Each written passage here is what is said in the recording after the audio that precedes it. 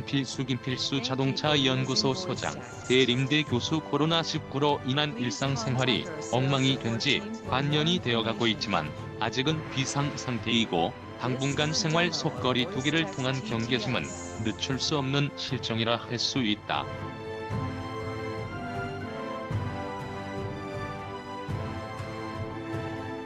그럼에도 불구하고 세계에서 정상적으로 운영되는 몇 국가 중에 하나가 대한민국임을 크게 다행이라 판단된다.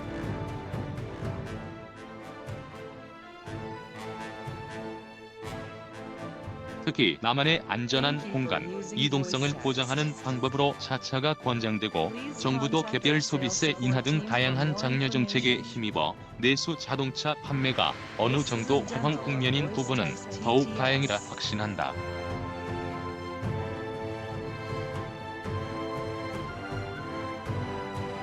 물론 내수 시장 활성화는 가장 중요한 시작점이지만 수출을 기반으로 하는 우리에게는 고민은 크다고 할 수 있다.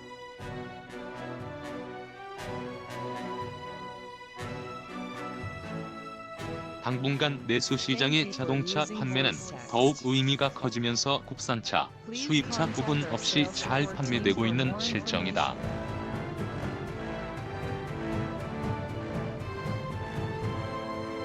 수입차의 경우는 수입된 모든 신차가 판매되어 도리어 해외에서 제대로 된 공장 가동이 되지 못해 공급이 부족한 현상이 당분간 반복될 것으로 판단된다.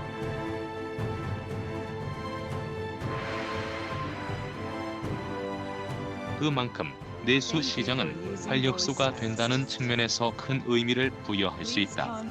문제는 고가의 수입차가 더욱 활황 국면이어서 해외 제작사들도 큰 관심의 대상이 되는 국가로 발돋움하고 있는 상태이다.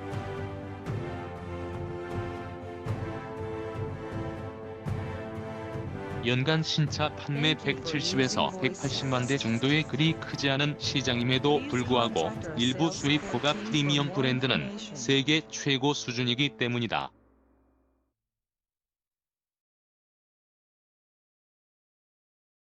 일반 사람들이 생각하지 못하는 수억 원이 넘는 차량은 더욱 그렇다고 할 수 있다. 왜 이런 현상이 우리에게만 있는 것일까? 바로 법인차 등록으로 활용하고 있기 때문이다.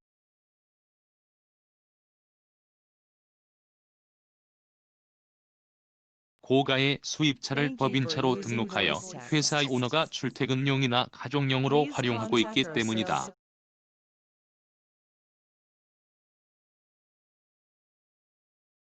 최근 최고가 브랜드 구입이 불가능한 젊은 층들이 활용하면서 사회적 문제를 일으키기도 하였다.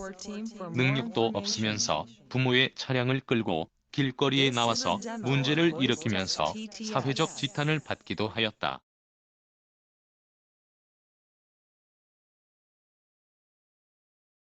이 모든 대부분의 차량이 바로 법인차 등록이라 할 수 있다.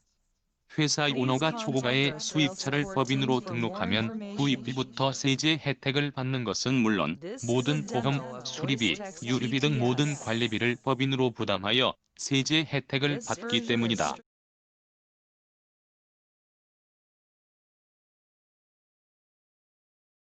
당연히 탈세에 해당되는 문제가 큰 사안이건만 정부는 못 본 척 뒷짐지고 있는 형국이다.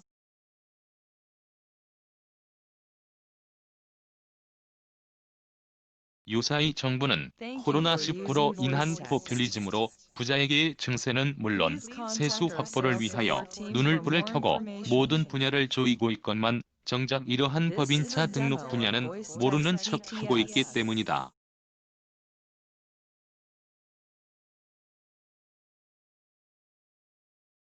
법인차의 등록 기준 강화가 우선 필요한 이유이다.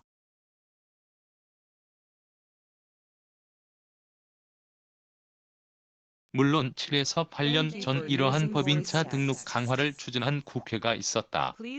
해외 선진 사례를 참조하면서 언론에서도 다양한 분석을 내놓고 있었고 필자로 각종 자문을 하면서 처음으로 국내 법인차 등록 기준을 강화한다고 선전하곤 하였다.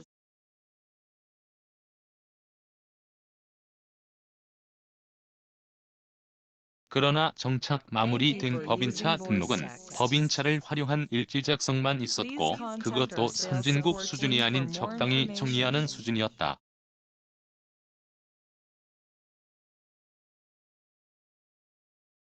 로비가 큰 이유인지 아니면 압력 등 다른 이유가 있었는지 법인차 등록 기준 강화는 유야무야로 끝나고 말았다.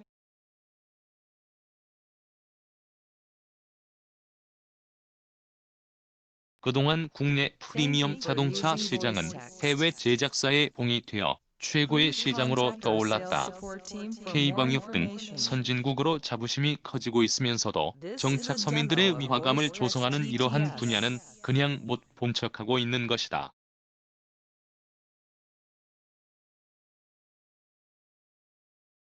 더욱이 친노동적인 취향과 서민 정책을 표방하는 있는 이번 정권의 특성으로 보면 매우 이례적인 사례라 할 수 있다.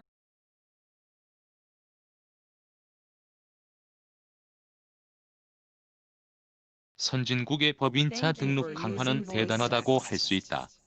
가장 대표적인 미국의 경우도 주마다 다르지만 법인차는 출퇴근용을 인정을 하지 않고 오직 임직원용이 업무용으로 사용하여야 하며 사용기간, 사용자 및 시간, 목적 등 엄격한 일지 작성과 임직원 보험에 가입하여야 하는 등 매우 엄격하다고 할 수 있다.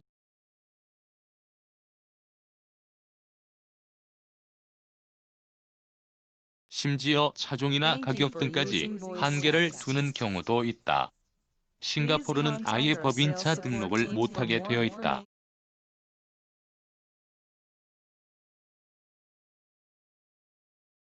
편법으로 활용을 못하게 한다는 뜻이다. 선진 사례 몇 가지만 참조하여도 한국형 선진 모델 구축은 그리 어렵지 않다고 할 수 있다.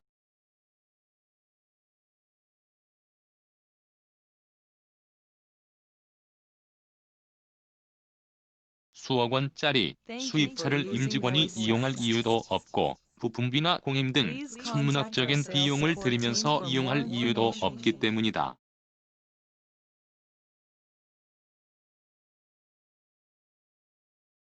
람보르기니를 일반 직원이 운영할 이유도 없고 컵부터 나서 운영할 수도 없기 때문이다.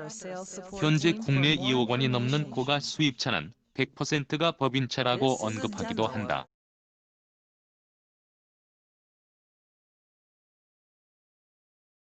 과연 고가의 수입차를 개인이 직접 구입하여 타는 사람은 몇 명이나 될까? 거의 없다는 것이다.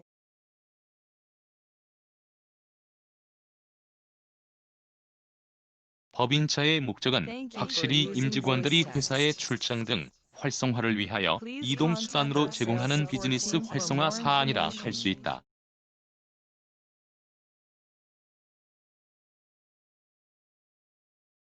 이 목적을 편법으로 활용하여 개인적으로 활용하고 있는 것이다. 정부에서 이참에 차량 비용과 차종 등 일반 대중차로만 법인차로 규정하고 출퇴근 금지 등 다양한 선진 대책을 마련하는 것은 가능할까? 글쎄라 할 수 있다.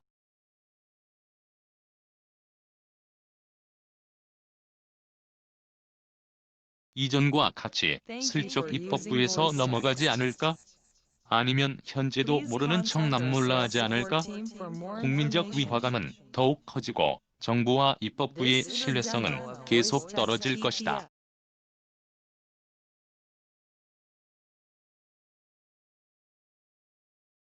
그 많은 독서 조항과 악법이 난무하고 지적되고 있으나 어느 하나 제대로 고치고 반성하는 모습은 보이지 않는다.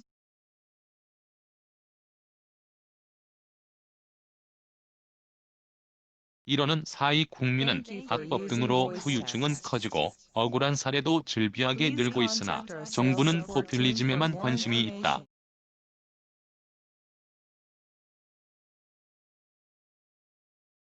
진정으로 국민의 가슴 아픈 부위를 어루만져주고 가려운 것을 긁어주는 사례가 늘어나기를 진정으로 바란다.